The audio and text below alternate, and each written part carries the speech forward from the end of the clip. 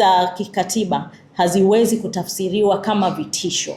Hivyo chama cha CCM kwa kutumia huyo kiongozi wasitutishe sisi Chadema.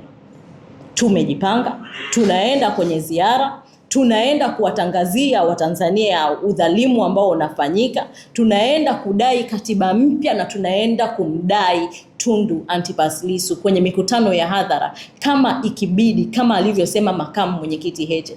Kama hawatatusikiliza basi chama kitatangaza maandamano, na hiyo ipo kwa mujibu wa katiba ambayo nimesoma, kwa mujibu wa ibara ya 18, 20 na 21.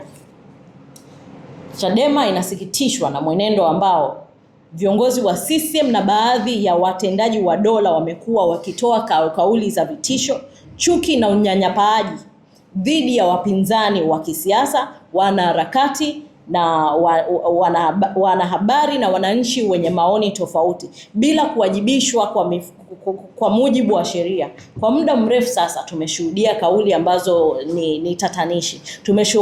Tumeshuhudia kauli za aina hiyo zimeendelea kuwa kuharibu mazingira na maridhiano ya kisiasa, kuvuruga mshikamano wa kitaifa na kudhoofisha imani ya wananchi katika misingi ya utawala wa sheria.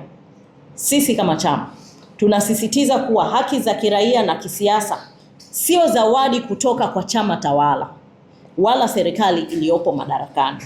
Ni haki ya kikatiba ya kila Mtanzania.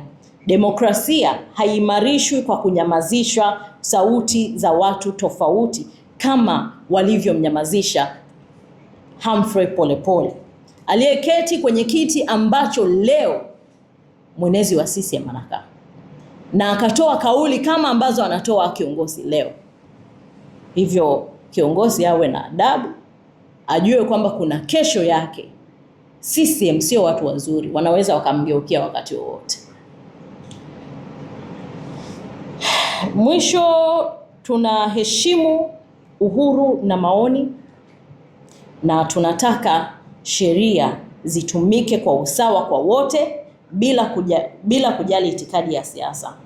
Badala ya kuendelea kuzusha tuhuma zisizo na ushahidi, kiongozi na Chama cha Mapinduzi dhidi ya Chadema, tunaitaka CCM na utawala wao haramu kuelekeza nguvu zake katika kutatua changamoto zinazowakabili wananchi, ikiwemo ugumu wa maisha, kupanda kwa gharama za bidhaa na ukosefu wa ajira kwa vijana, pamoja na kushughulika hoja za uwajibikaji wa matumizi wa fedha za umma ambao zimekuwa zikibainishwa mara kwa mara katika ripoti za mdhibiti wa mkaguzi mkuu wa hesabu wa serikali CAG. Sisi kama Chadema tutaendelea kutetea haki za binadamu, tutaendelea kutetea wananchi, lakini tutaendelea na madai yetu ya katiba mpya na kutetea utawala wa sheria.